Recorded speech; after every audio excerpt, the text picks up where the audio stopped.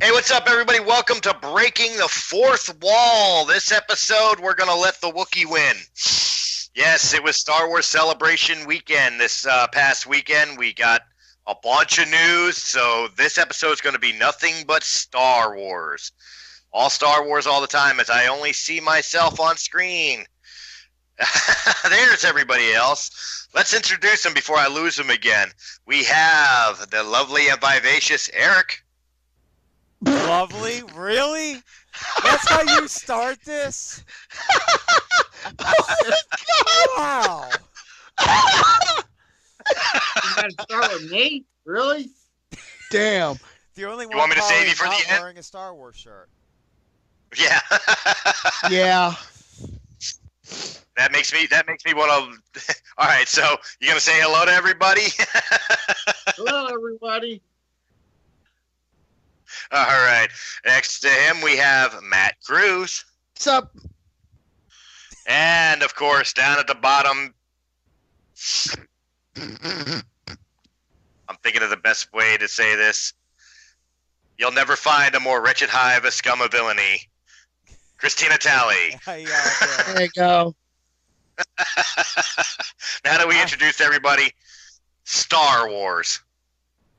We are having the holy Bible of sci-fi fantasy movies discussion this week on RadioCastFM.com and on YouTube. First and foremost, stupid question: has everybody seen the trailer? Absolutely. Seen it course. 3 times. Once in slow-mo, just to get every frame to pick it apart. And what about you guys out there? Have you guys seen it? Because if not, we've got a surprise for you. Yes, we do. Although there's a lot of people on YouTube that always do reactions to trailers when they first drop. We're too technologically challenged to be able to do that ourselves here on Breaking the Fourth Wall. However, thanks to some ingenuity by TK421 down there, or should I say, I'm a fucking stormtrooper now? Really? Oh, she dropped the first You bomb! just called me a stormtrooper. Whoa. No, I don't miss. Thank you. Did you pay attention to the Death Troopers in Rogue One? They don't miss much either. You don't get to laugh, Matt. You haven't seen it yet.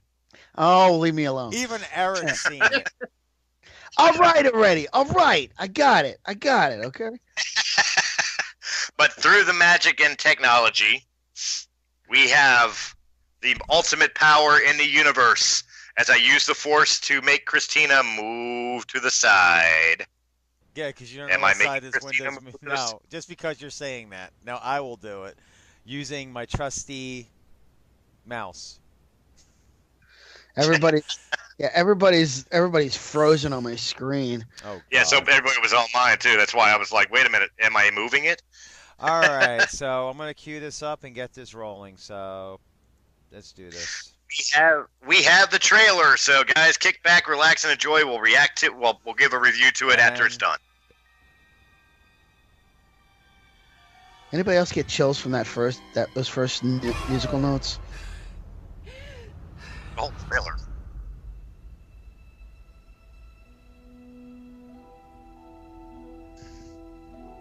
Breathe.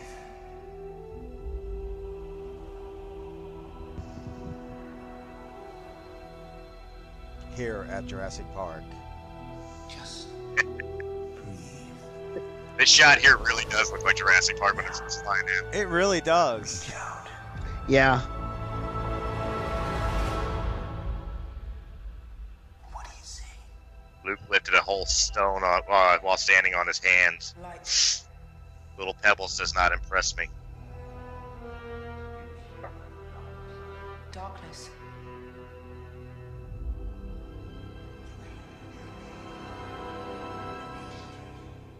Ah, yes, the manuscript. It's so much bigger. It does look like that could be something. That looks like that rock. I will admit that. Yeah.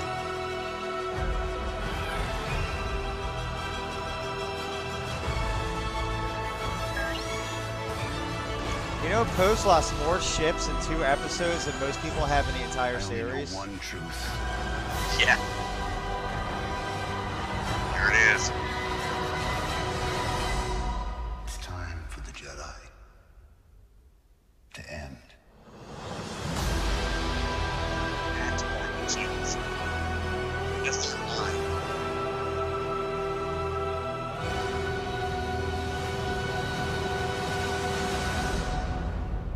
December. See, that's what annoys me about this whole thing. December. That's too, Freaking long. right? Wait, think back to The Force Awakens when we got our first teaser trailer for The Force Awakens. We got it in November of the following year. And now I'm sliding myself back over.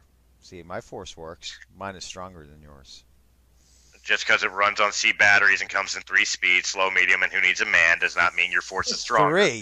3. Hold on. 3. Try 20. Try Whoa. 20. Police officer gets out. And Did you get that one at my wife's party? you have a gun in your car. All right, give me a sec here. Let me kill this streaming so it actually stops. Yeah, kill the YouTube feed so we can There we go. oh my God, all I see is Matt. A very big picture of Matt. Okay, All right, and we're back. All right. What I can the see hell? everybody else. What are I you have no idea what doing? he's doing. I'm trying to fix my screen because all I'm doing is looking at one person at a time. That's weak. That's because your crap is busted. There it goes. Now I got it fixed. Okay, there we are. All right, so review of the movie. Or the trailer. Yeah, review of the movie. We saw the whole movie. Yes, haha, Everybody before gets everyone out. else, because we're that awesome. That's right. Lucas, Chris- oh shit, Lucasfilm is going to kill us. And we're not And telling number- you anything. Na, na, na, na, na, na. And Chris is catching up to Christina. So, yeah, review. Okay, let me get the ball rolling. That the manuscript of the Old Republic Jedi. What do you think? Do you think that's authentic? Do you think that he found it? Do you think he got it? Do you think it has something to do with the main storyline? It's just an interesting prop. What? I already have the answer on. So I already have my theory on this. We know that if they're bringing this in the canon, Luke did spend a lot of time, like, going to different Jedi temples, Jedi areas to try to find artifacts of the Jedi Order. So I believe these are authentic. I believe they're probably something that he found during his travels while he was trying to rebuild a Jedi directly after Episode 6. Han Solo did say in Episode 7 that Luke went searching for the first Jedi temple. During that time, I'm pretty sure he probably stopped at Jeddah, which is the holy Mecca of the Jedi, which we now know thanks to Rogue One, housed Guardians of the Wills. And in the new Star Wars canon, the Wills, which was the original name of the Jedi, when Lucas was first creating the Star Wars universe, it tells me that those manuscripts are actually the journals of the Wills, probably found in Jeddah, which, again, spoilers for those who have not seen Rogue One yet. Jeddah is one of the first victims of the completed but not fully armed Death Star. So, which would also explain why the books are all burn up and everything else. But I truly believe they are the journals of the Wills, which would be, in my mind frame, to be the start or the beginning of the Jedi Order.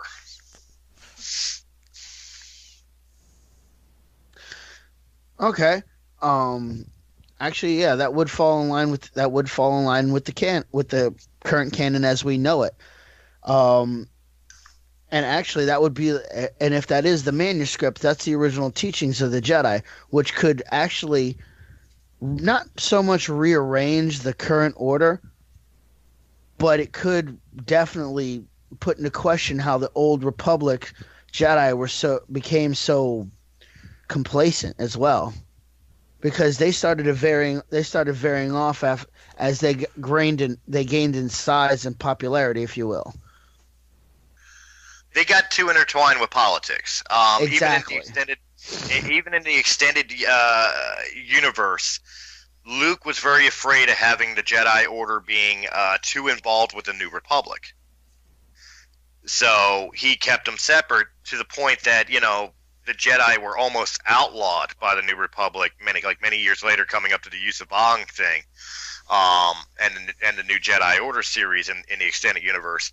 The Jedi were almost outlawed because of the fact that they refused to conform to government because they didn't want to be governmental control, which goes back to the prequel eras and the rise of the Empire. It was that the Jedi were too intertwined in the power struggles of the Old Republic, and by the end of it, they figured the Sith were destroyed. They got complacent in the role of peacekeepers of the Republic. They got complacent in the fact that they felt that they were the supreme beings in the universe. And quite honestly, if nothing else, it was proven through the downfall of Anakin Skywalker, which was both a failure of Obi-Wan Kenobi as a teacher. Let's call it what it is, and we could debate it later. He was a failure as a teacher because he wasn't ready to teach, especially somebody like Anakin. Oh, look who just joined up. Oh, Yeah, look, perfect. John's coming in. Perfect timing, bro. Hey. Hey, can Nice. you fire up Yes. the video, please? Yes. Welcome in, man. I'm here. Yes. It's just reviewing the trailer again, but we're still talking Star Wars, the whole episode Star Wars. So this is your element, sir. So, back to what I was saying, besides the failure of Obi-Wan training Anakin, it is also the fact, let me get my my train back on the tracks here. It also reflected the fact that they refused to see and believe that they could ever be duped by the dark side of the Force, because in their minds, the dark side was vanquished. That anything otherwise that could challenge that belief really challenged the Jedi Order, that only a select few like Yoda saw. But even Yoda, as wise as he wasn't wise enough to put a stop to it before it started. Yeah, it literally came on him so fast he was overwhelmed. So, but the long and the short of it is that the downfall of the Jedi Order from the Old Republic was simple arrogance and too intertwined with politics. Now, I'm going to address the elephant in the room with the trailer, and we're definitely going to get Eric's reactions too. Plus, I assume, Mark, you've seen it. Oh yeah. Yes. Okay, yeah. So we'll get your reaction too. But I'm going to address the elephant in the room. It is time for the Jedi to end.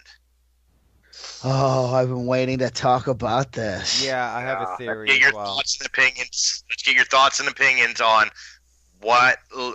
First off, it was confirmed that was Luke Skywalker who stated that line in the trailer. Okay, Kathleen Kennedy did confirm, and so did Pablo Hidalgo, that was recorded by Mark Hamill. Now, we know Disney and Lucasfilm are known for throwing red herrings and things in the trailer that don't actually happen in the movies. Rogue One, I'm looking at you. Nothing in the trailers of Rogue One were in the movie. Yeah. But do you think that this line is in its proper place in the trailer? In other words, like towards the end of the film, or do you feel it's going to be something like I'll give you my feeling. You guys can go off of that. I think that it's going to be something that Luke says very early on when Rey's trying to get him to train her, and he's still very jaded about the loss of his Jedi temple, the betrayal of Ben, probably having the feels about Han's death, and he's just feeling like it's time for the Jedi to end, because every time the Jedi rise, so does the dark side, so it's time to quit. But then she, kind of, you'll never win, Rocky, and then finally, she gets him to see the error of his thought process, and that's why he starts training her, which obviously the rest of the trailer shows that he does. That's my thought. What do you guys think? I think that's a. I think it's going to be in the very beginning that scene's going to be there, and he's going to say it, and it'll start from there, and then you'll see the training, and then we'll see the final end. But I think so. I think, honestly, I think there's more to it than what they're letting on in the trailer. They're really good at doing this, where they'll give you part of the message and let people go crazy thinking, well, what does this mean? In reality, it could be time for the end of the Jedi to do blah, blah, blah. Or for the Jedi to end, blah, blah, blah. But you notice how he was having that dramatic pause I think that's very important with this. Because it's time. I think it's how he had that pause. That pause is very important because I think there's more to that scene than obviously there's more in that scene than what they're showing, and it's no context with the scene. So I think there's more with it. Okay. Yeah, Mark. I'm kind of torn. I think it could be what you're saying. I think it also could be kind of what Christina is saying, where it's time for the Jedi to end as they are. It's time for a new type of Jedi. It's time for something new to move to a different idea of what a Jedi should be. Dare I say, more gray. Oh, please don't say. Yeah, wait. I'm all about the gray Jedi. All right. That is a thing. It is not a thing. Pablo Hidalgo himself, hold on one second. Pablo Hidalgo himself has turned around and stated on numerous occasions there is no such thing as a gray Jedi. It is not canon. It will not be canon. You are either Jedi or you're not. Gray Jedis are like being, I'm a gray vegetarian that eats meat. I disagree. Well, I won't give my opinion on that and what he said. So that's, if you saw my YouTube rant, then you know. I did. I don't have a personal issue with the great Jedi theory. Spot on. Amen. I absolutely agreed with your video. I have no problem with the great Jedi theory. My only statement is Pablo Hidalgo, the keeper of canon for Lucasfilm, has stated it is not canon. It will not be canon. All right. Well, that's another. I mean, they can always do. They can say it will never be canon. It will never be canon. Then they can turn around and say, "Well, guess what? We changed our mind." I mean, yeah, that's what I was gonna say. Is they love like everyone's saying, they love to throw out red herrings. They don't have to commit to anything. Also, there are gray Jedi throughout the entire history of Star Wars, whether it be canon or not. Yeah, they may not call it Jedi, but it's a matter of opinion. Mara Jade, in fact, could be considered a gray Jedi. She was someone who was touched by the dark side. Remember, she did and came back. No. That's the misconception. A gray Jedi walks both lines continuously. But somebody who was touched by the dark side does do that too. Mara Jade worked as the hand, the right hand of Palpatine, the Emperor's handmaiden. Yes, the Emperor's hand until Luke brought her back to the light. That's like saying Darth Vader was a gray Jedi because of the fact that he finally turned around and redeemed himself by killing the Emperor. He wasn't. He went back to the light. He went back to a Jedi. I think, to me, the idea, for me, a gray Jedi is someone who, it's not necessarily like a term, like there's the Jedi, there's the dark Jedi, then there's the gray Jedi. A perfect example of a gray Jedi would be Qui-Gon Jinn. That's exactly where I was going with this. To bend the rules, to stray off from the straight and narrow path that the Jedi set, and say, you know what, maybe we need to kind of skirt the rules here a little bit. Maybe we need to delve a little into the darkness just for the greater good. Eric, were you just waving? You got a point, or were you chasing away like flies or something? I was just trying to keep away from the damn bugs room at the tablet. Okay. All right, now go ahead real quick, and then I want to weigh in on that. Okay, what I was going to say is I actually think that Luke's line is going to be at the very near the very end of the movie, because just think about this. We all seen training montages and everything like that, and they usually occur throughout the movie, as they always do. Now, in this fashion, I think it's going to be his end before the credits, if you will. Also, Luke was trained by Obi-Wan Kenobi. He is the master of turning a phrase. And what did Obi-Wan always say? You'll understand, Luke, that the truth we hold on to stand from a certain point of view. Now, him saying the gray, and once again, I'm going right back into the gray Jedi thing, is because the way he said it. He said it's time for the Jedi to end. Saying something like that almost makes him sound slightly Sith, because the Sith deal in absolutes. But we also know that Luke, canon, has been touched by the dark side. That being said, he's seen a wider range of things. He sees the course of actions as he's done when he didn't take actions, as well as taken action. That's the things we must consider. This is not just Luke's teachings. This is and what he knows from the Jedi. This is his experiences as well that he's got to give to Rey before his time is up.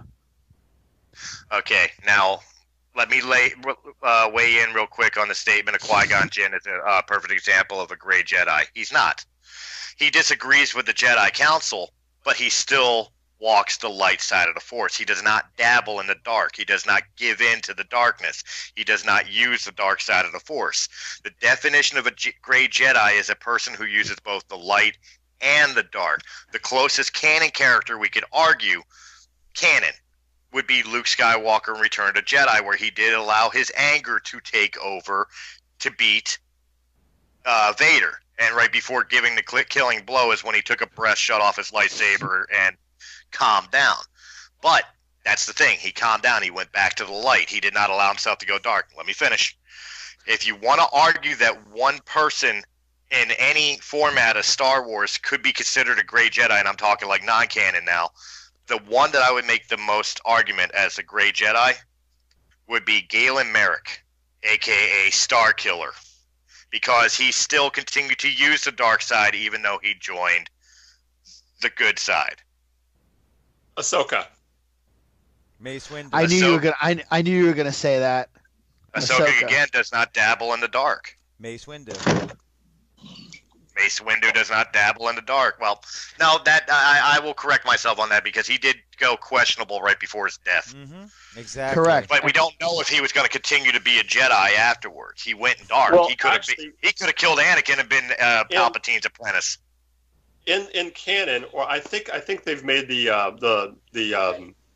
everything with the lightsaber styles. His lightsaber style does, and his force ability does draw quite a bit on dark side power. Because it's aggressive. It's aggressive, and he has the ability to basically become a conduit for dark side power. So basically, he becomes like the anger you get, the more dark side ability you use against him, the more powerful he becomes, because he basically siphons it off and then uses it a conduit back at his opponent. Well, the thing is, what was shown when he went after Palpatine. Yeah. Correct. The thing with Luke Skywalker that would give credence to giving birth to the Grey Jedi philosophy would be, we know in Return of the Jedi, Luke dabbled in the dark. He allowed his anger over Vader threatening Leia and stuff of that nature to get the best of him, to where he turned around and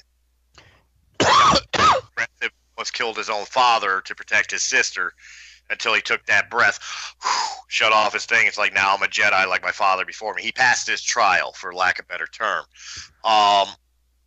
But in that 30 years' time, which they still have not explored between the end of Return of the Jedi and when we find him literally on a cliffhanger in Force Awakens, we don't know if Luke ever nourished that, had ever figured out, hey, I can use the aggressive tendencies of a dark side user without going dark.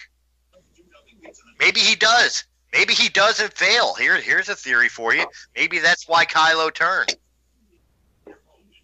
Maybe it wasn't just the fascination with Darth Vader, but it was also the fascination of the fact that Luke was trying to teach that you can use the dark side and not be a Sith Lord or a dark side user, and failed in that teaching to Kylo.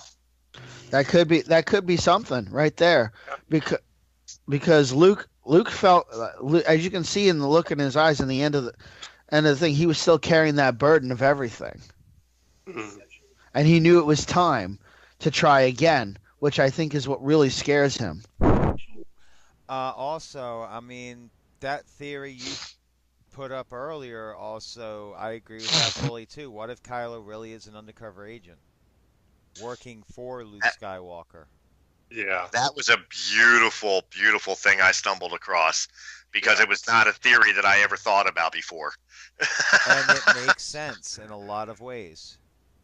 It's scary to think that Luke would do that, but it all possibly could be done.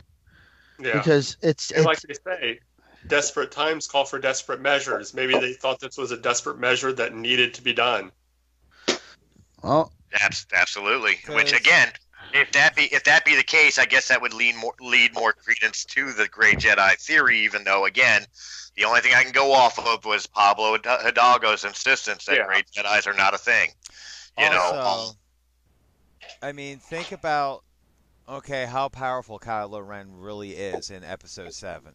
He could have killed Rey. He could have killed Finn, but he didn't. I mean, he had the opportunity. So there's something more going on with his character. Like, that theory really made me think. I actually had to go watch Episode 7 again just to try to get a better idea. So I think there's a lot more going on with Kylo Ren's character than what they're showing right now. Since we're on this kind of tangent here, what do you think about the theory? They kind of touched on it that Han was actually the one that ignited the lightsaber. I agree with it because, again, it leans back to that theory. You know, Kylo does turn around and state to Han, he's like, I know what I have to do. I'm afraid to do it. Now, you could argue the point that was the light side. That was the light side in him still holding on to the fact that it's like, I can't kill my own father, but then he finally lets evil take over. You could make that argument. Right. But I'm thinking Han's response is, I'll do anything. Yeah, I think Han knew. I think Han himself knew the plan. And that would make sense why Leia didn't cry. Yeah. Yep. And you see the second he that lightsaber ignites, you see a second of like shock in Kylo's face. Like you see just for a split second, you see like, oh, before he pushes him off the lightsaber. So right. You see that split second of what just happened here in Kylo's face. Well, I think when Kylo, there's a lot of theories or a lot of thought points, and plot points in Force Awakens that could lend credence to that theory. Yeah. One of which is when Kylo Ren's talking to the Vader mask, the burnt Vader mask. Now, here's the thing: you first automatically assume, well, he's talking to Darth Vader. That's the mask of Darth Vader, right? But remember, that mask got torched after Anakin's redemption. Yeah. He was given his Jedi funeral on Endor. So, in theory, he could be talking to Anakin. Okay. And in turn, the spirit of Anakin could be turning around and telling him, you need to suppress the light. You need to suppress the light to get this job done. Yeah. You know what I mean? Now, another plot point with everybody always talking about how he flips out about, the BB-8 unit escaping on the Millennium Falcon. And, he destroys the console, and then the dude says, yeah, he had help from a girl. And he turns around and force chokes him. Even through the mask, you hear a note of recognition. What girl? Yeah. Yeah. Who knows who Rey is. Mm-hmm. He may be playing off that he don't, but Kylo knows who Rey is. Yeah. He's got an idea. The ultimate plot point that was pointed out by the video was at the end when Rey starts feeling the power of the Force, and she's, in that lightsaber lock with Kylo, and Kylo's turning around and says, you need a teacher. I could show you the ways of the Force. He does not say Supreme Leader Snoke could teach you the dark side. He doesn't even mention dark side. Yeah. He simply says, I could show you the ways of the Force. Mm-hmm. Yeah. You're right. Every other one has said, you don't know, either I'll show you the power of the dark side. You don't know the power of the dark side. True. Yeah. I do think that from a cinematic standpoint, the one thing I would have done differently in Force Awakens was I would have pushed off the reveal of Kylo's mask being taken off until that scene with him and his father. That I would have waited till that scene to make that be the big reveal at that point where you find out that they are father and son. Well, here's one for you. Here's one for you. He pulls a mask off in the movie. He pulls the mask off. The first time he takes the mask off was in front of Rey. Yes. He was testing to see if she had any recognition. I think, yeah. I still firmly believe whether Rey's a Kenobi or a Skywalker or both or whatever else, I believe that she was trained or was at least starting to train. I think she had her mind wiped by Luke Skywalker, which means if the theory of Kylo Ren being a double agent is true, he would know about her being protected. He would know about her Jedi mind tricked and not being able to know who she is, where she came from. Yeah. And that was probably a test to see if the scavenger remembers who he is and who everything that happened is. Yeah. That would be the only way I could save that plot point of him taking off the mask to reveal himself to her first. Otherwise, you're right. They should have saved it till he was confronted with Han Solo. Yeah. Because I think you also have almost what you had with the original Halloween with the mask, where you see the guy in the mask and you think he must be horrifically scarred. I thought there was a nice play of wearing the mask and the taking off. You find out, oh, he's not horribly scarred. He's not, I thought that was a nice little. Yeah, it's like he looked just like anybody else. Yeah.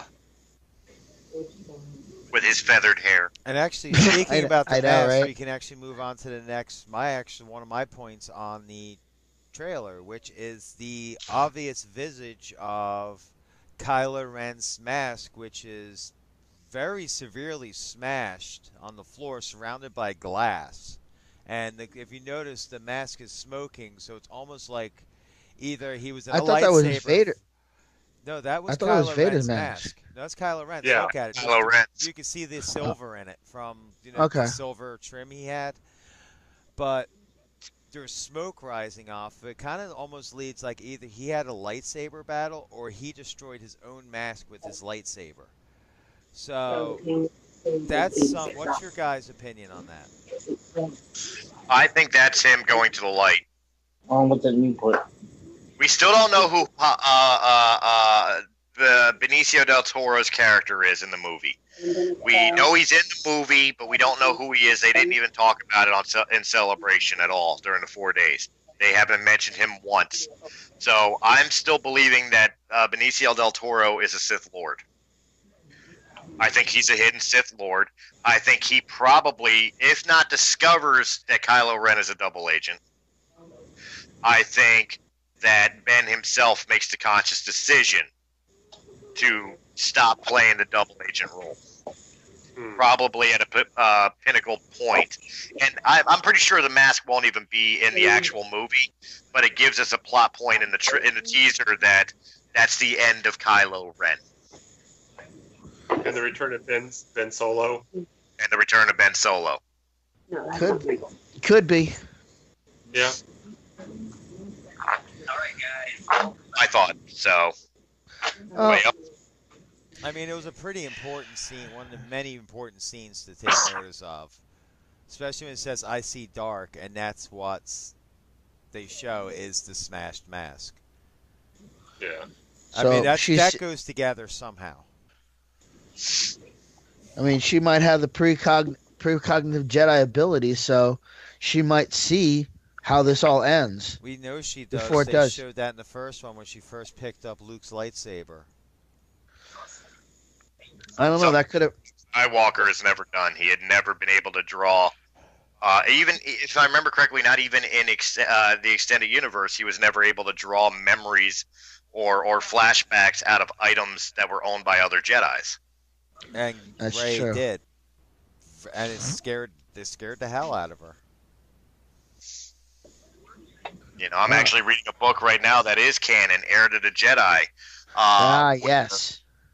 Where Luke gets one of the old Jedi Master's lightsabers, a Rodian Jedi Master. The only thing he complains about is the blade, the handle always feels very slick. It was made for a Rodian hand, but he feels that almost like the blade is trying to escape his grasp because it doesn't belong to him.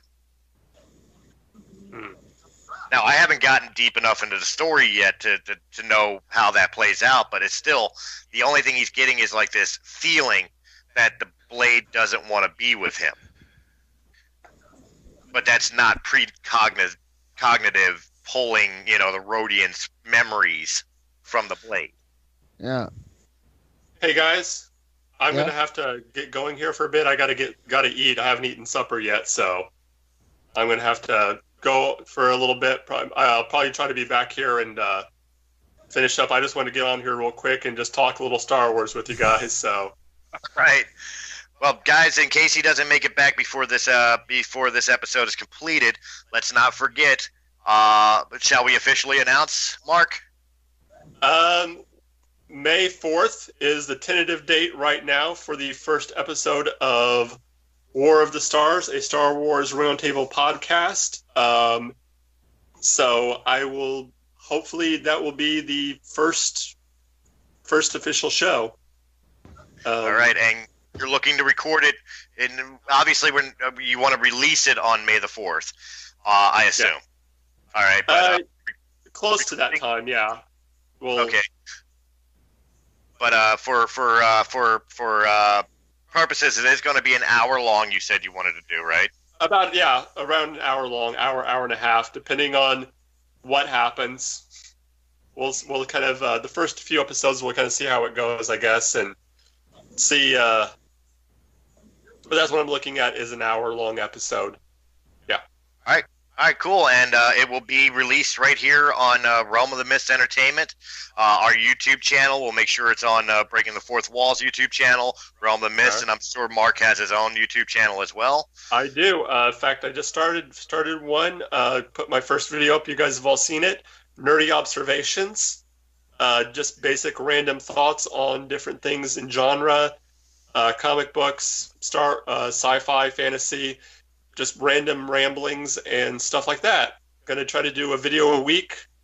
My next video, I'm going to be talking about canon and the role of canon in film and genre things, its importance and its relevance today.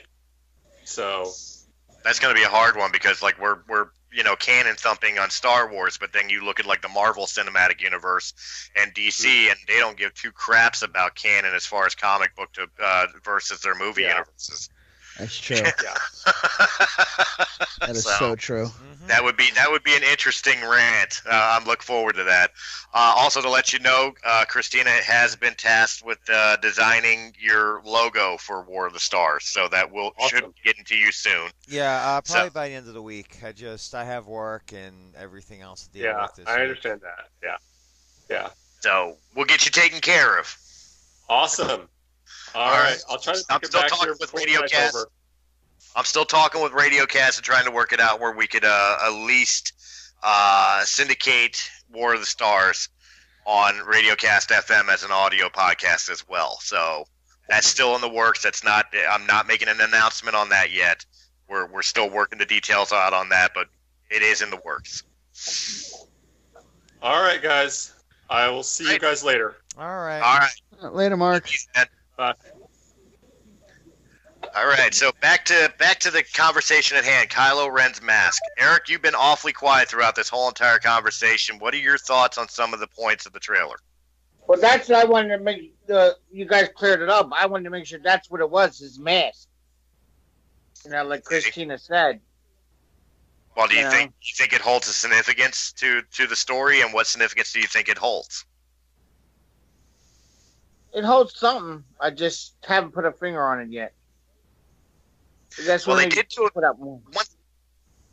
one thing you can point out with this with this first teaser trailer is it very poetically rhymes, which is famous for Star Wars anyway, with the teaser trailer from The Force Awakens, from the jump scare of Poe standing up in the desert and the Vader mask all burn up to a crisp. Like it beat for beat, it followed what the original Force Awakens teaser did. So could that have just been put in there to make it follow beat to beat with Force Awakens, or does it hold a significance?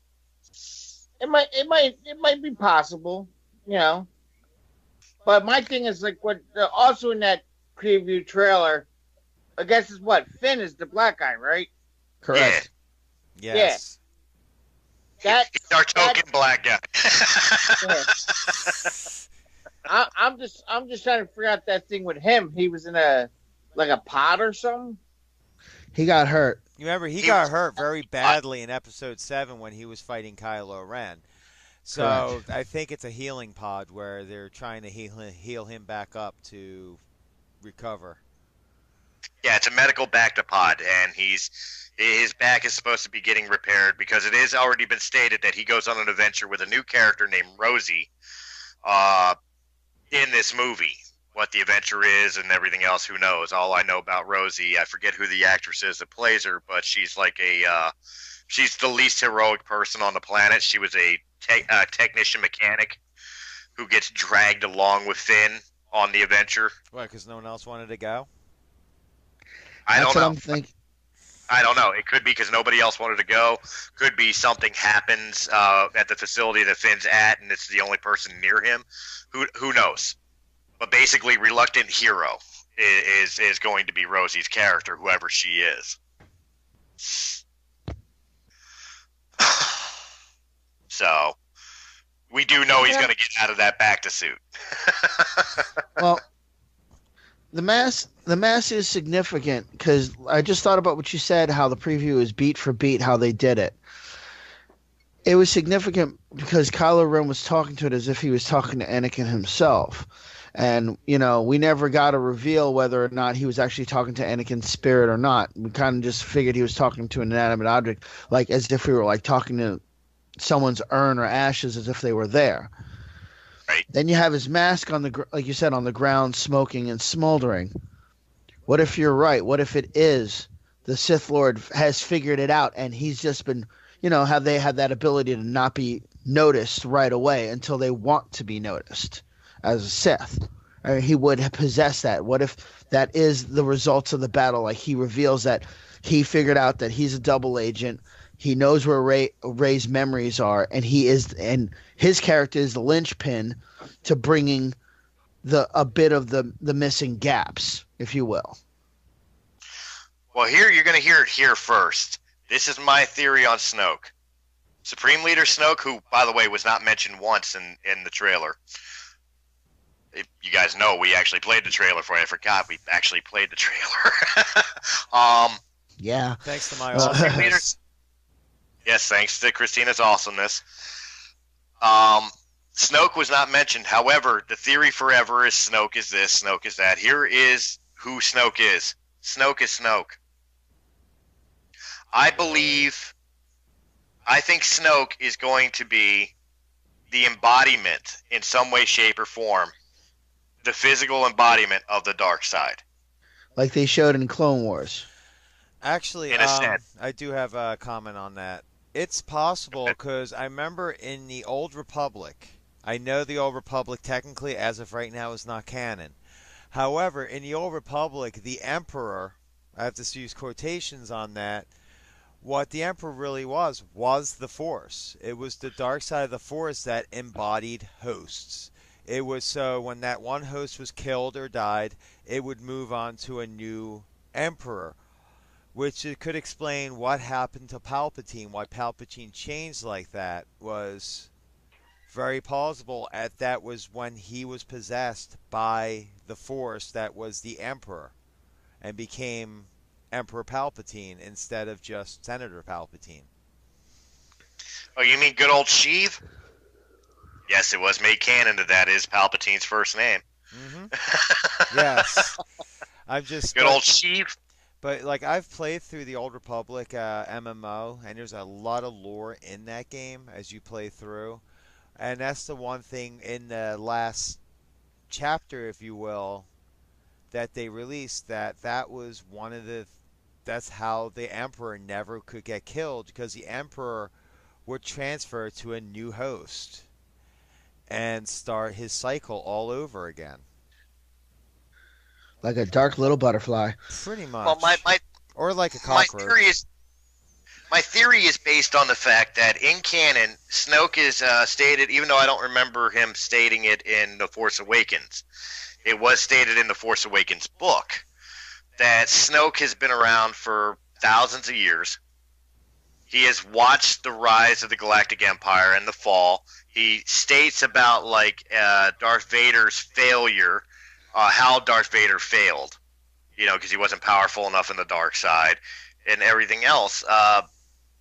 Snoke is old, ancient, and has watched the rise and fall of the dark side. Who would do that was never heard of throughout all 6 of the other movies, and Rogue One, might as well say 7? The guy was never heard of until The Force Awakens. The only thing I can come up with is that he's the physical manifestation of the dark side of the Force. Or it's Stanley. Or it's Stanley. In this case, it would be George Lucas. Would be the ultimate. No, I'm sorry. That would be the ultimate cameo. Speaking of cameos of George Lucas, Celebration's 40th anniversary. Not only was George Lucas fittingly there and introduced and was able to tell some stories about the 40-year anniversary of Star Wars, but we also had Hayden Christensen finally appear out of nowhere to come to the panel to talk Star Wars. And this is the best part. As much hate as the prequel trilogy always catches, and especially Hayden Christensen and his performance in the trilogy, was received with a standing ovation. Okay, this is something we're going to have to talk about after our break. It's break time. It's break time. Break time, great. Want to lead us out, Chris? FM, we will be back. YouTube, we'll be back in about a couple seconds. Something like that. Stick with us. Peace, people. Recording.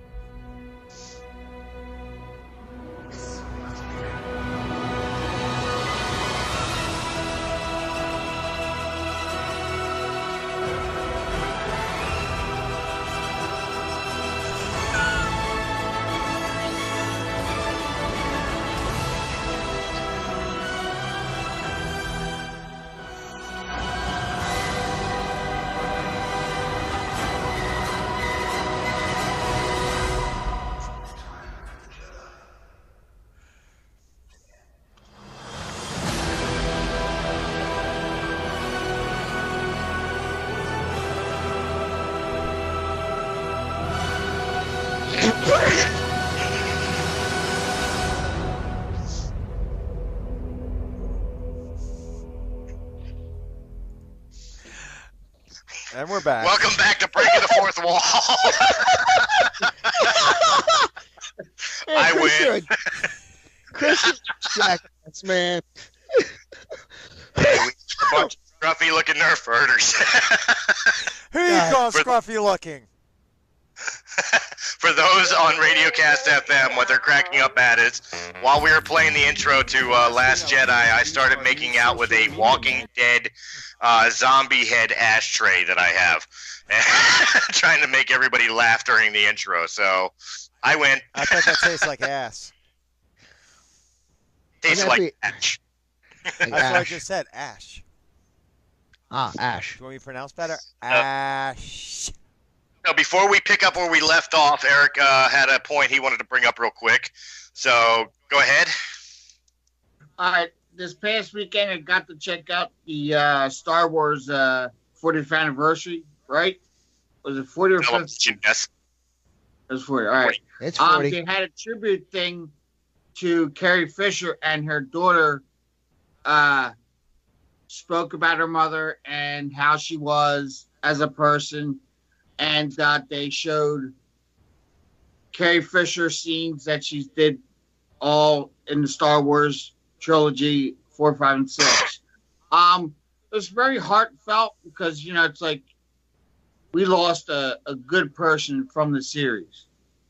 You know, she's a very strong woman. I mean, it's amazing how 40 years later, she was still able to remember her lines from the Star Wars. I mean, that's how good a person she was to remember it.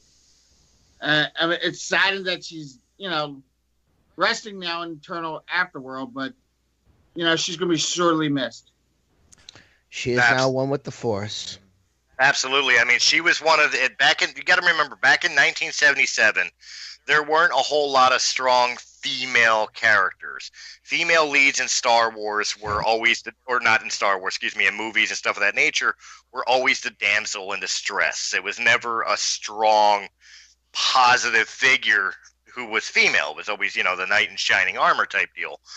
Star Wars was the first to introduce a character like Princess Leia who needed no man to save her.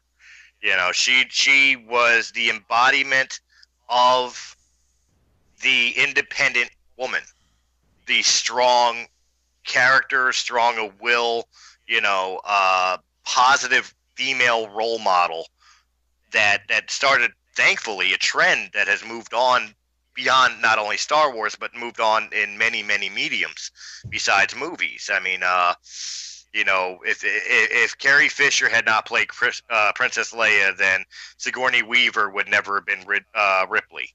You know,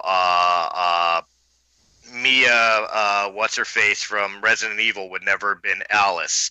Jovovich. Yeah, thank you. Would never have been Alice, and the list goes on and on as far as like female protagonists that are strong female lead characters. That all started with Carrie Fisher. And I think the beauty of that tribute, and by the way, there was also another tribute by Mark Hamill, who sat down and just told stories, and I mean, they were hilarious. And this is going to make me sound like a bad person, but the funniest part about it was Mark trying so hard not to laugh and cry at the same time as he's telling these stories, because he's having such fond memories of her telling those stories, but at the same time he's coming mostly to the realization of how much he's going to miss her, you know. And one of my favorites was when he was talking about every day he talks, he you know, lays in bed and he thinks about Carrie, and he knows that she's laying in the celestial above, looking down at him with her big brown eyes and her sarcastic smile as she flips him the middle finger. You know, it's like that he said that signified Carrie in every aspect of her being, which was she really didn't take herself very seriously, but she was the epitome of royalty. You know, I don't joke when I say she is our princess, and she is sorely missed. Here's an interesting thought though with the passing of Carrie Fisher, because yeah, even after watching Rogue One, I have no qualms in seeing Carrie Fisher pop up in Episode 9, Episode 10, and whatever episodes follow that. I mean, they did such an amazing job, you know, bringing back Peter Cushing's character. Even bringing back young Leia. I mean, I was blown away about how you almost thought that Peter Cushing was standing there reprising his role as Grand Moff Tarkin. So something which I can definitely see happening, and I think it'll be a very fitting tribute to her to actually have her continue on to live on in those movies as those movies progress. The problem with that is that Kathleen Kennedy this week has come out, or actually during Star Wars Celebration, has come out and stated that Carrie Fisher will not be in Episode 9. Yeah, they did state that. Doesn't mean that she won't be in Episode 10. But here's the red herring, which Disney does, and we could debate this for all you want. She said Carrie Fisher will not be in Episode 9. She did not say the character of Princess Leia would not be in Episode 9. Exactly what I'm saying. I mean, look what they did with Brandon Lee and The Crow. They were able to finish a movie with a person that was dead at the time. They could do it. They have stated after Carrie's death that they would never CGI her. The family wouldn't want it. So the only thing that leaves is, one, we don't know the story of Episode 8 yet. For all we know, Princess Leia could die. We don't know. We don't know the story. Or possibly a recast. I don't think a recast would be right. I don't see a recast, Chris. No. If you can't have Carrie Fisher do the part, then I think it's just leave the character alone. I mean, here's the thing. When they started Episode 7, when they brought back all the original cast, it really showed Disney's commitment to, the original series. They could have recast anyone they wanted, but they didn't. They kept to the original cast. And that right there just shows that I don't think they're going to do a recast. That just wouldn't. That would be That'd be a slap in the face. Yes, definitely. It wouldn't be right. I would actually be incredibly pissed off at that point, to be honest. I'd be completely heartbroken. I'd be more pissed off. I'd be more pissed off than when Eric saw the Chips movie. I think I'd be okay with it under certain circumstances. And understand where I'm coming from. I'm not thinking about Carrie Fisher. I'm thinking about the story. All right, I love Carrie Fisher. I miss her to death. I mean, she was my first crush. Come on, as I'm sure all of us here, I'm sure all of us here, she was my first crush. You know, I discovered I like girls thanks to Return of the Jedi in a metal bikini. I mean, yeah. The plain and simple fact is, though, if Leia's story is not done and it serves the story that Leia still exists, but they do not want to use footage from like Episode 8 that got hit the cutting room floor like they did with Rogue One with bringing back Old Leader and Red Leader. That was unused New Hope footage that they used to be able to bring them back into the movie.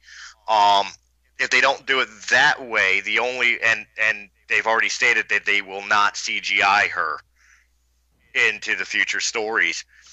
If her story arc is not done and it serves the story to bring Princess Leia back, I'm fine with them recasting if, and I cannot emphasize this enough, if they find an unknown who looks like Carrie.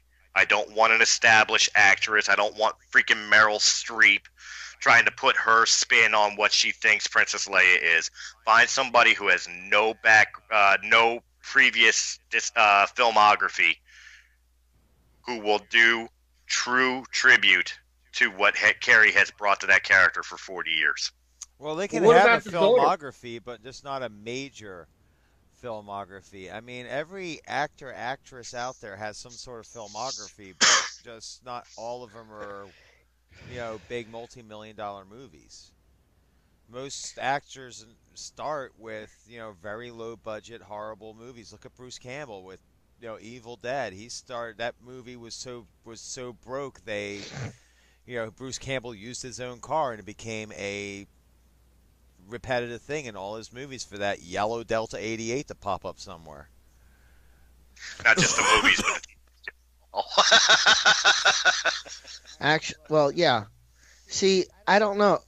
I gotta tell you, yes, the storyline would be, it'd be great, but I'm sorry, Carrie Fisher is Princess Leia to a lot of us. It would be a big thing we would have to get over if they did it, And I don't know if the fans are ready for that. I know personally, I'm on the fence. I can't say yes, I can't say no, because I love the story of Star Wars and I love the characters.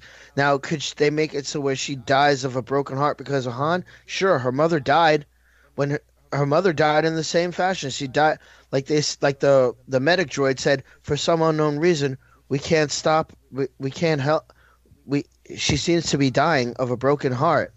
I mean, that would make absolute sense. Her son killed She lost her the son. will to live. Yeah.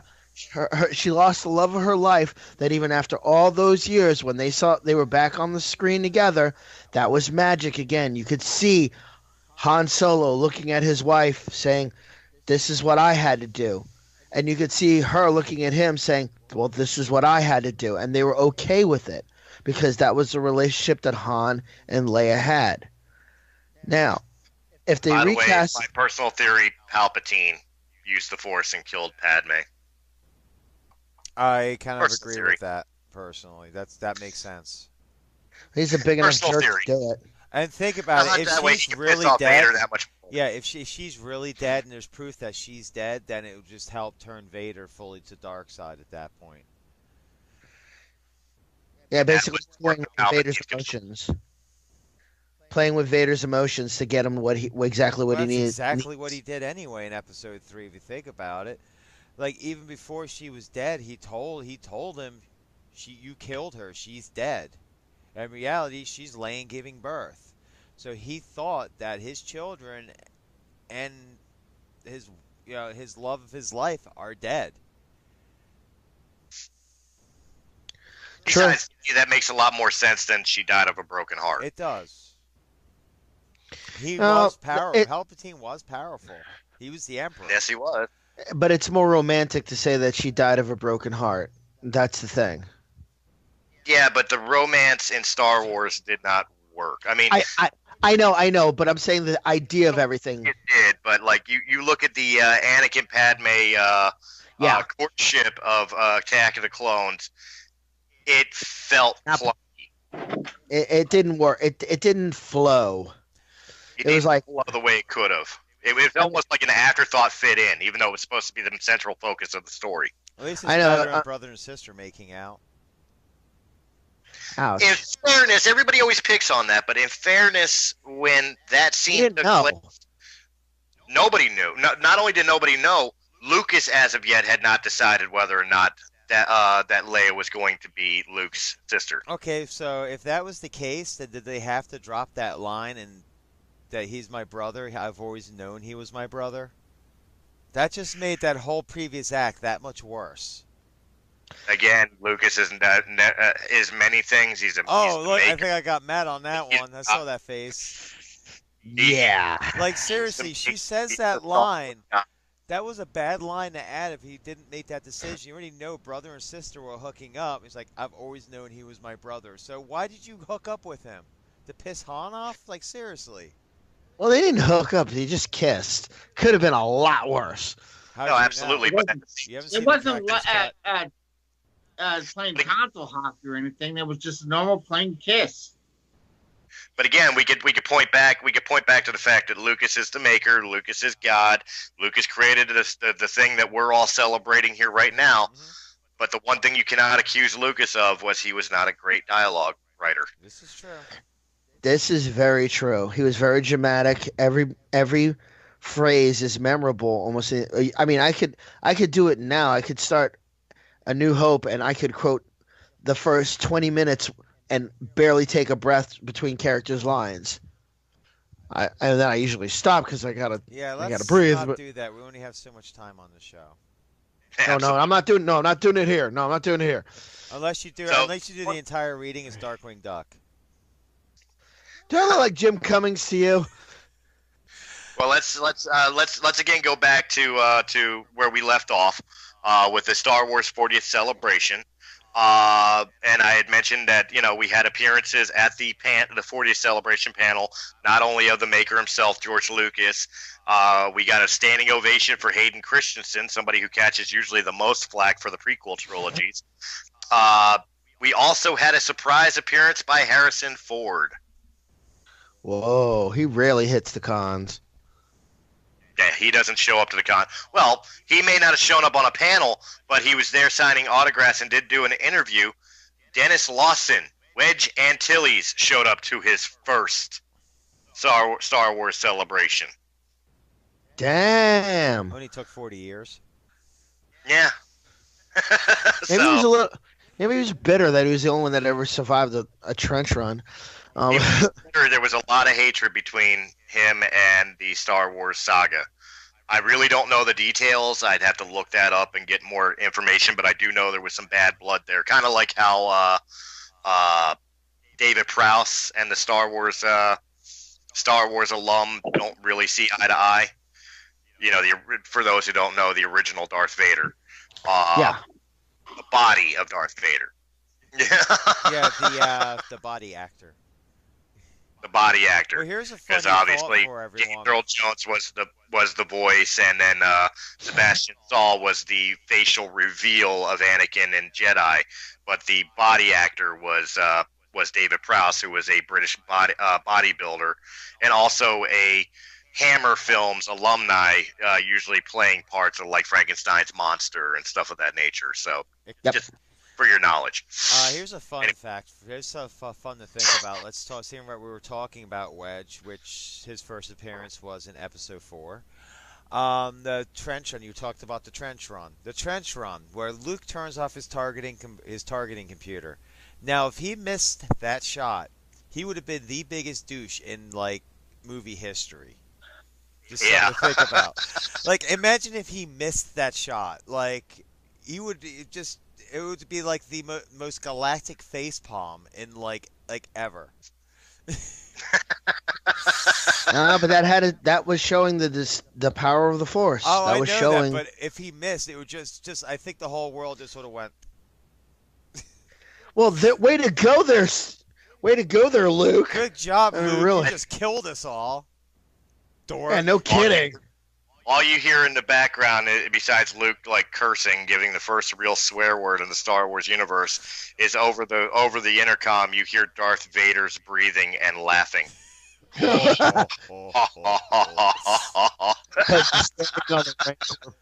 Like, I will say this, okay? There was one meme with that too. I found hysterical. Goes, Luke, why'd you turn off your targeting computer?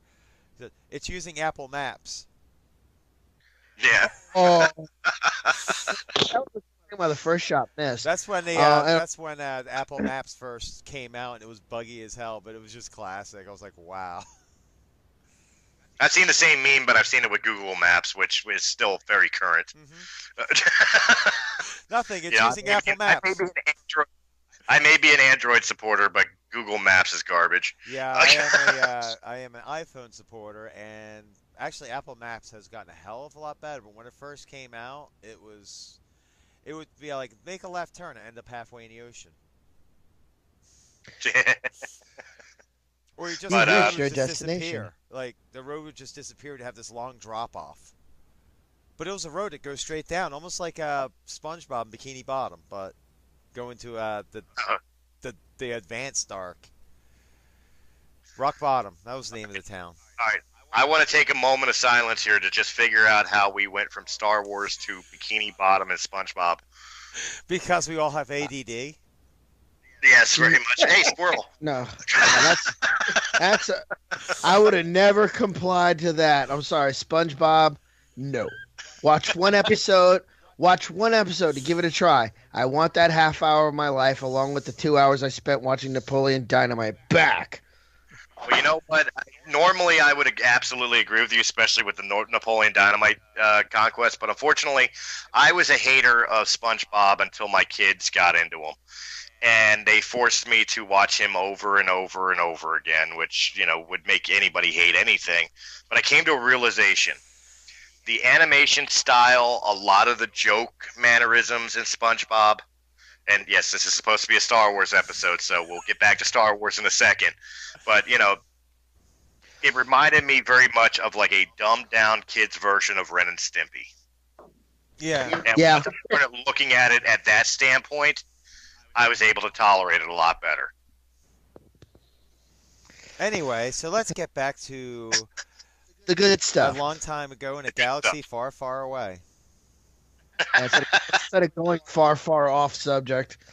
Oh, whatever. Yes, we went way far off subject. Actually, no, I was using that as part of the leeway of what I was talking about with the targeting computer. Right. So. And that's actually a continuity error between the original trilogy and 7, which kind of bothered me, was the change. I understand that, okay, the 30 years in the future, obviously the X-Wing would change out a little bit, but when you see Episode 4, Episode 5, Episode 6, when they show those cockpit views, I mean, there's switches, there's all kinds of stuff everywhere going on in that ship. When you go to Episode 7, it's so just, like, bare. Like, there's barely anything. In fairness, though, 2 points to that, because you're right, but 2 points to that. In fairness, they spent a lot of time and attention to detail recreating the Falcon. Yes, they did. Yeah. They put a lot of work into recreating the Falcon, because the Falcon was supposed to be the center point. And, you know, to see Han in the cockpit for the first time and seeing even his little dice hanging in the background, you know, like they had every ounce of detail correct with recreating the Millennium Falcon. That really the X-Wing would be kind of an afterthought as far as like the interior of the cockpit. But it's kind of funny you talk about it's 30 years in the future, but the X-Wings of The Force Awakens and this new trilogy are the ones that are based purely on the concept arts of Ralph McQuarrie. They are what he drew 40 years ago. I know, I have the concept poster. Actually, if you think about I have the actual original poster that came with the Star Wars soundtrack in 1977, which is full concept art. And the funny thing is, when you look at it, it is the concept art of the Battle of Yavin.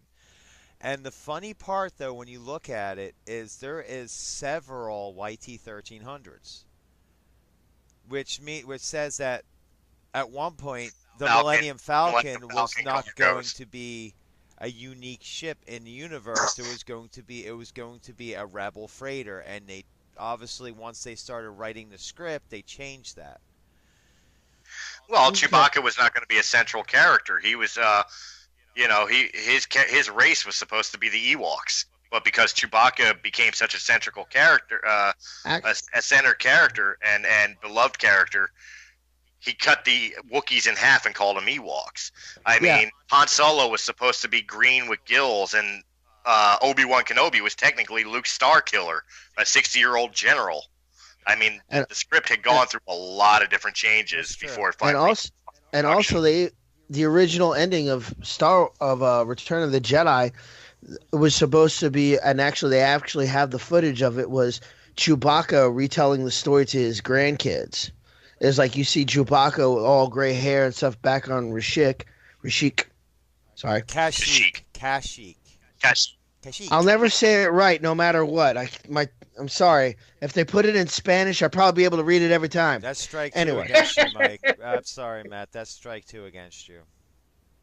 Will you just get over it already? You can't say Jesus Kashyyyk, Christ! And you haven't seen Rogue One. That's. You guys want to hammer me? Go right ahead. But I'm gonna keep going on. Anyway, the Force is still strong with this one. He's taking it like a champ. That's no what he move required. Anyway, that was the original ending. And there goes our PG-13 rating. I could care less. R is better anyway. We've learned from our mistakes. Anyway. No, we haven't. Views and opinions do not reflect the views and opinions of Breaking the Fourth Wall, RadioCast FM, Realm of the Mist Entertainment, or any of its affiliates. YouTube, we don't care. It's funny. I got to do something really interesting for Chris to throw out a disclaimer in the middle of a show. I just got to tell you, Chris throwing out the disclaimer in the show. I know. The usual points leader on the cuss board. Even though you two are tied.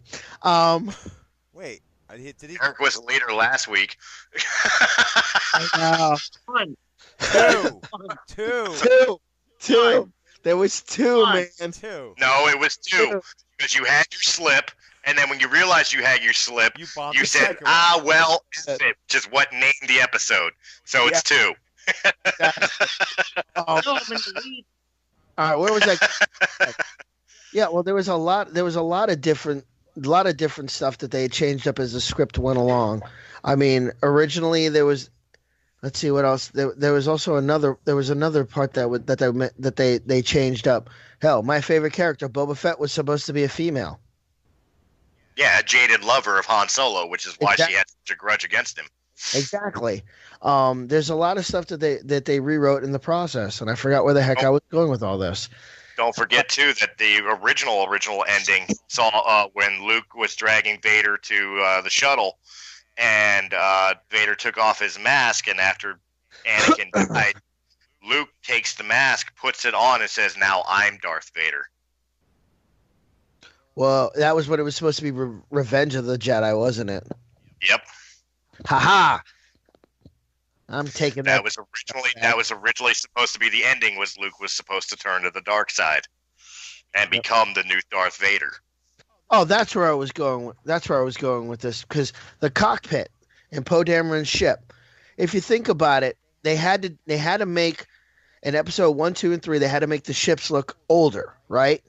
Because it was prequel stuff, and even though a lot of the stuff was new design, failed miserably. Just saying. That I know. Let me, sweetheart. They really didn't, but we'll get into that. Let him finish his point.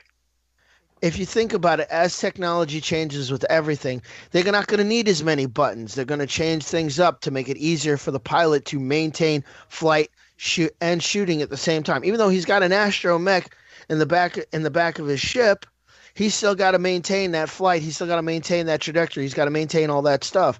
You know what I'm saying? So he's going to have less buttons because everything's going to be a little bit more condensed. I mean, look at old computers from when they began and took up a freaking whole room. And so now our phones can, do better stuff than they can at this point. And that wasn't a free ad. I'm just making my point. It's funny how he got a message as he was holding it up. No, actually, I pressed the button. He had to have it light up to feel special. There you go. Shut up. Anyway, you can't make so to the prequels failing miserably on making things look older. They really didn't. The problem is first off, the ADD of the fan base of the Star Wars universe looked at CGI as shiny and new.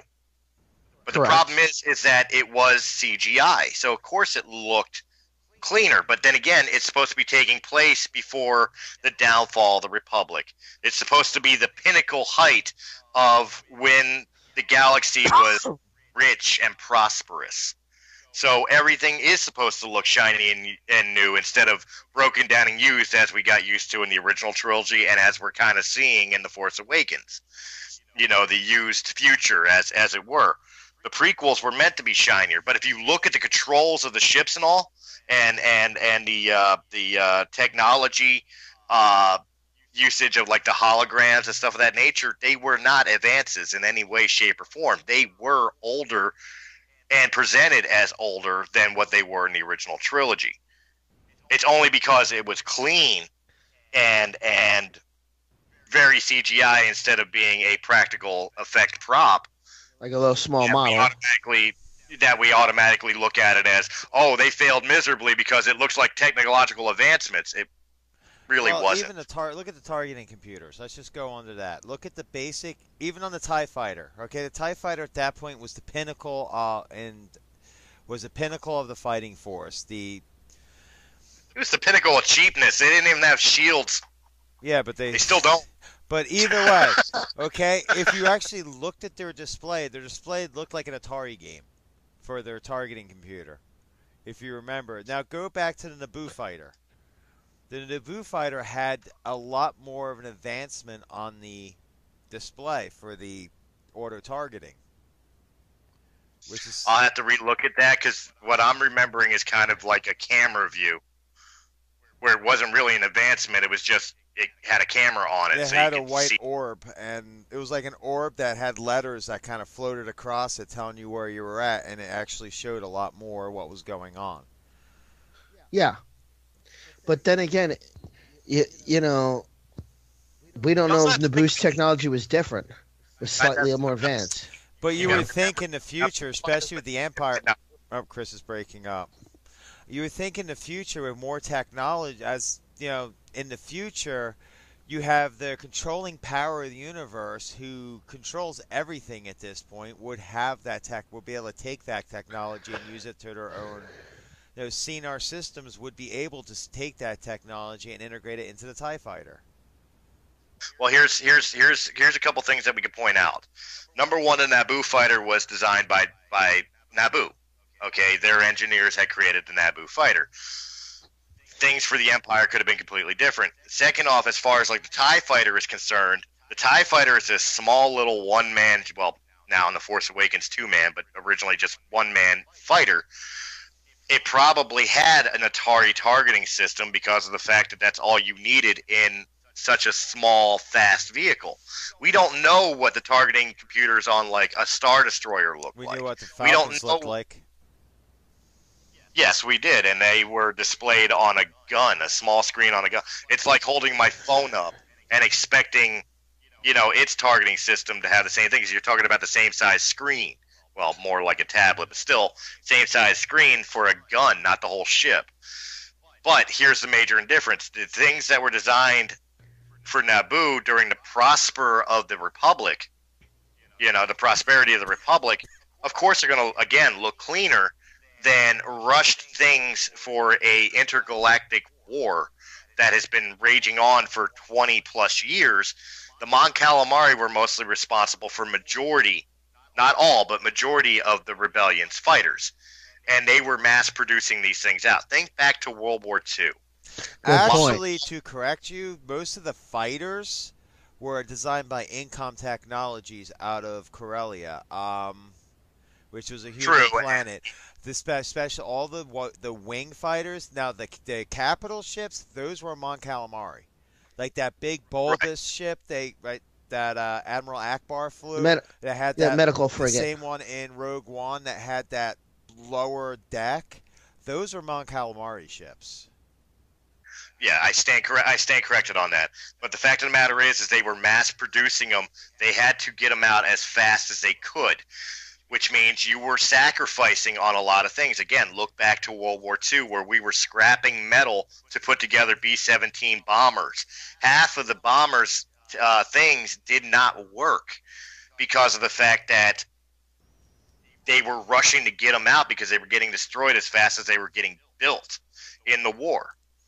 So you take it to that aspect and put it at a galactic scale, of course they're going to sacrifice a lot of things on both sides, both the Empire and the Rebellion, because of the fact that they're trying to get these things built and out into the field as fast as they can, because each skirmish, each battle is destroying their supply. Well, actually, with the Rebellion as well, those ships they used, they were fighters, but they weren't designed to be used in the ways they had to use them in the Rebellion. They were retrofitted to fight that way. And like the guns were changed out and everything else, but the Rebellion used whatever they could get their hands on. That's why they had especially in Return of the Jedi, you saw it more than you did in A New Hope, where you had the B-wing, you had the A-wing, you had the X-wing, you had the Y-wing, all those ships, and the U-wing, smart ass. But yeah, which wasn't until Rogue One. But that was in. But the U-wing it showed up in Rogue One. But they had all these different ships, and that's why it wasn't necessarily that, you had a squadron of this, a squadron of that. Yes, they paired them up into squadrons, but what I'm surprised I have not seen in any of the movies, especially Rogue One, was the Z-95 Headhunter. That's the one which I was surprised I haven't seen yet, which was like an X-wing. It's made by Incom, but it doesn't have the spread X-wing style wings. It's just two guns, and it's a fast attack fighter. It's built for speed. It's a scout fighter. It's actually a scout fighter is what they call it. But that was something that should have shown up already and never did. So give it time. The same way as the U-wing showed up in Rogue One, 40 years or 39 years after A New Hope. 1 week before A New Hope. Because of the fact... I'm talking like film-wise, filmography-wise. Even though it's taking place in the same timeline, the U-wing didn't show up until 39 years later because, first off, they designed it for Rogue One, but the explanation of it the same as the weird one-winged TIE fighter. I forget what it was called. You know, where not this is probably the wrong word, indigenous to that skirmish, that area of fighting. They weren't necessarily all throughout the galaxy. They were used in certain areas. With all the spin-offs and all the other stories that are coming, I would not be surprised if the Headhunter doesn't make an appearance, but it winds up being something that was used only in a certain section of the battle. Yeah, it made a very good scout craft more than anything else. That could be where they used it. Actually, the funny part is, talking about ships and talking about Rogue One, the one ship I was very excited was one part where the general, where they're in the final battle, and he says, get a hold of one of the Hammerhead Corvettes. I think I lost it at that point because I know what a Hammerhead Corvette is. And the fact they finally brought the Hammerhead Corvette into canon was just amazing. I freaked out. Because the Hammerhead Corvette was made to push and made to ram. I mean, that's what it was. It's made to run barricades. It's exactly what it was. It was the original version of the Carillion Corvette. It was the one we all know, Princess Leia's Corvette, the Tantive V5. It's pretty much the same ship. Exactly. It's pretty much the same ship. It's just a different bridge pattern. And it was which ironically enough, the Tantive V5 was actually considered a blockade runner. Yes. But that was a later model of the Hammerhead. But the Hammerhead was designed to actually leave some damage. You can ram something with a Hammerhead and it would not wreck the Hammerhead, but it would do some major damage to whatever you hit with it. And that's where that ship really had its strength. And when they had those two disabled, they had that disabled Star Destroyer, and that Hammerhead laid into the side of it and pushed that Star Destroyer into another Star Destroyer, wrecked the second Star Destroyer with the first Star Destroyer, and then took out the gate. I'm like, yep, that just did that ship justice. Considering that spoilers are coming. Spoilers are coming. Spoilers are coming. I mean, think about it. Like, I mean, let me see if I can find something for sizing here. I mean, reality. Let's say this right here. Are you going to be able to let me watch this without you freaking out while we watch the movie? Don't worry about it. No. Okay, say this is the size of the... It's impossible to watch this movie without freaking out, trust me. Okay, so let's use this for example. So say this is the size of the, of the Hammerhead Corvette. For size scale, this is the size of a freaking, a Star Destroyer. So this little ship managed to push this thing and slam it into another one of the same size and then push it into a giant O face or big ring, docking ring, and wrecked all three of them, and that ship survived that push. I mean, that just gives you an idea of the armoring and just the tech of that ship to be able to hit like that. Wait, I don't remember if they ever mentioned the fact that the Hammerhead survived. It did show it come back up. But I don't know if it survived the war. I don't think really anyone made it out of that war. Except for that ship. I don't think anyone else made it out. Except for... Actually, no, they did. Because Gold Squadron and Red Squadron were available for... And some of the same characters were in there. So, yeah, some of them made it out. Definitely. So I do retract that statement because I kind of had a brain fart. But the funny part is, the one thing they did there, too, in Rogue One, was the costumes. Remember in Episode 4, there were a couple pilots who had... blue outfit, had blue coveralls on, because they had coding of Blue Squadron, or what we now know as Blue Squadron. In other words, those were the couple of pilots that survived the space battle that didn't make it into the docking ring before it closed. So it was kind of interesting how they wrote that in and filled in that hole in A New Hope. That's something that a lot of people overlooked and didn't even think about. That's true. I'm looking that up as we speak because I think you're slightly correct but slightly wrong in the sense that, looking at the photos here, I can't pull them up on screen. Every X-Wing pilot was in an orange and white jumpsuit. The differences was the markings on the helmets. And even Luke in Episode 4 had blue Rebellion markings on his helmet. Of course, it gets later changed to red. Well, think about that too. I mean, okay, Luke joined last minute. If you think about it, when he got there, it was shortly after they had to start the Battle of Yavin started. It wasn't long after he got there. It wasn't like, oh, here's your custom painted helmet. Chances are they grabbed the first helmet they could and handed it to Luke. And that was it fit. Yeah, exactly. And that so happened to likely be a Blue Squadron helmet. And it's very possible. I mean, even his call sign, as we learned in Rogue One, was a hand-me-down. Yeah, that was, As soon as I heard Red 5, I'm like, oh, that guy's first. Like 2 seconds later, I was like, oh, you saw that coming. Well, and you have to think about it also in that aspect too, because when I was in the military, when you're doing something on the fly, you take what you got and you go.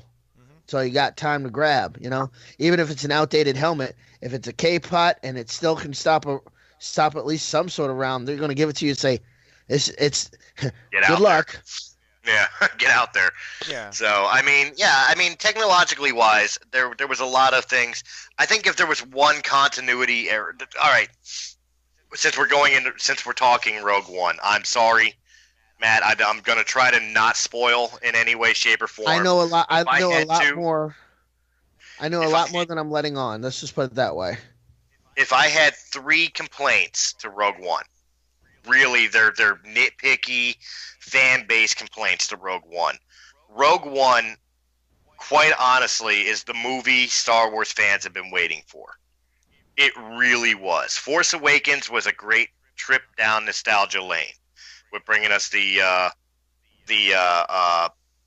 original cast back and bringing back the used universe look and everything else. So kudos to Force Awakens. But when it came to Rogue One, that is the Star Wars movie we have been begging for since the original trilogy ended.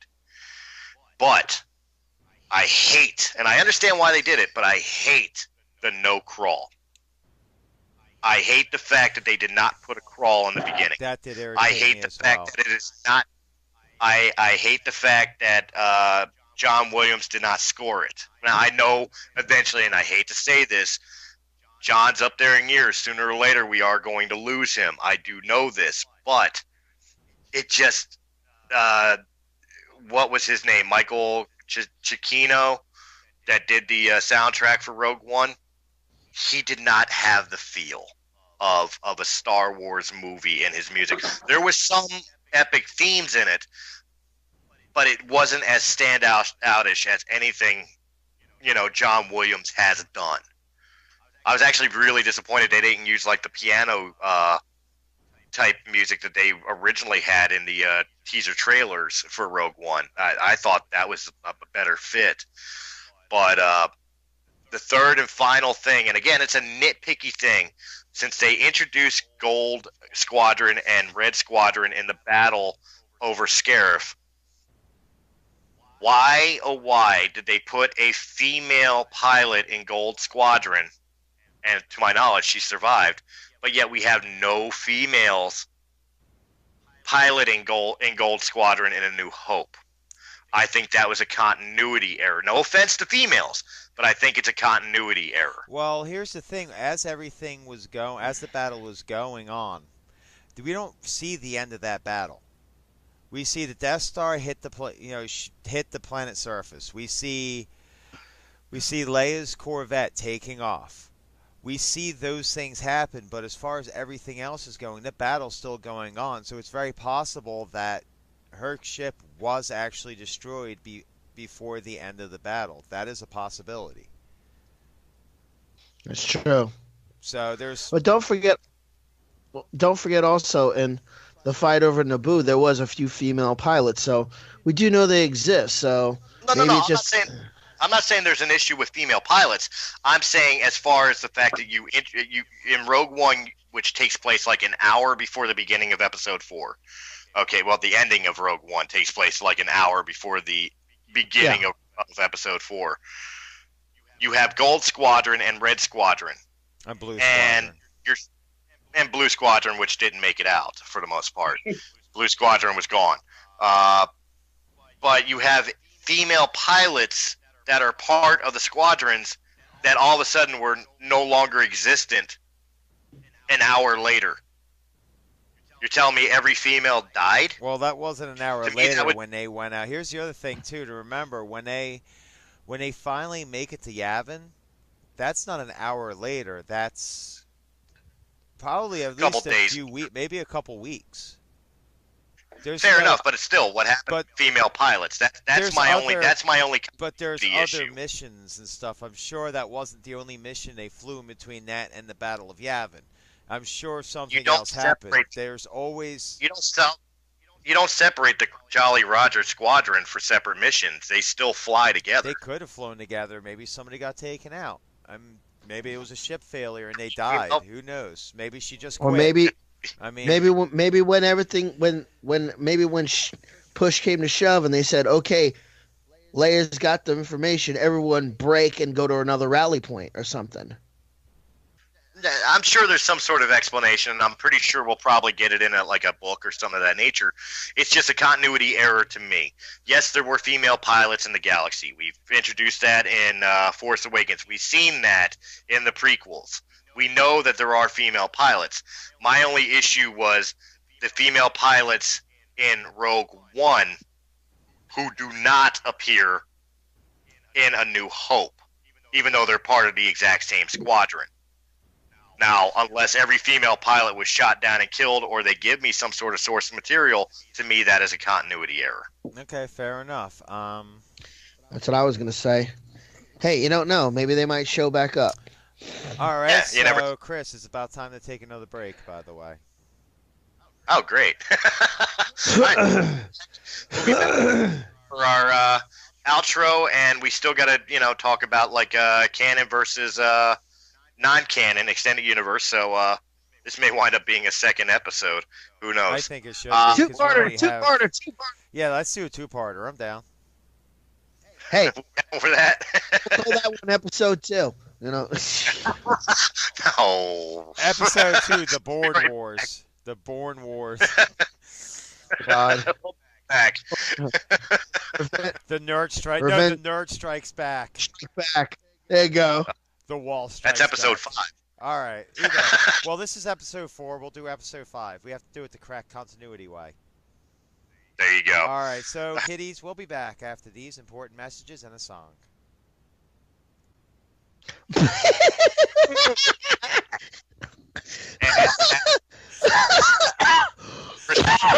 You're breaking up, Chris. We can't hear you.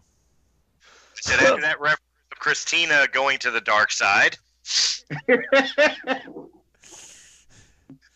had to swallow that one. You guys don't know. All right, so we're in our outro. We had a blast talking Star Wars with you guys. As if you can't tell, we're all Star Wars geeks, and then there's Eric. Oh. I'm we're not a geek, but I'm a fan of stuff. So why But are you by on the this end- podcast if you're not a geek? Don't have to Oh. be a geek to enjoy something. That's true. That is true. Touche. That is true. Touche. Nice back. Nice But one. we have decided during that commercial break, we have decided that we're going to extend this episode. Next episode will be the Revenge of the Nerfherders, or whatever we decide to call it. This will probably You know, change 50 times by then. Oh yeah, we got a week to come up with it. So we're going to be doing another Star Wars special on breaking the fourth wall because there's so much in the lore and stories to talk And we about. didn't even complete going through the trailer. Yeah, we haven't even completed reviewing the trailer. There was just so much in so little time. So we will be continuing on, but we're going to go ahead and give our movie recommendations for the week. This week it will be Star Wars or Star Wars related movies. Christina, ladies first. R2-D2 Beneath the Dome.